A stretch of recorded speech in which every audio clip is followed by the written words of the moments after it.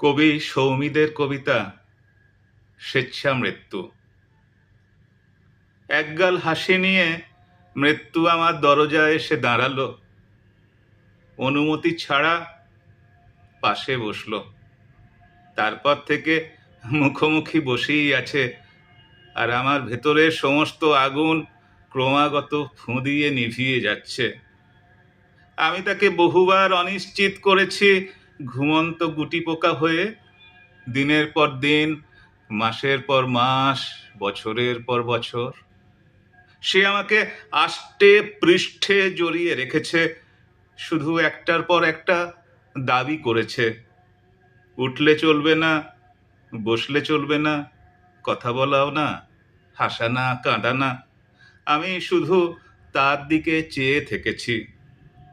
একদিন চোখের ইঙ্গিতে আমি তাকে বললাম, তাহলে এবার চলো যাই।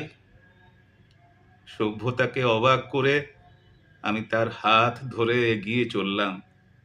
মা বাবা আমার সঙ্গে মৃত্যুর এই অন্তরঙ্গতা দেখে কপালে চুমু দিয়ে বললে, এসো।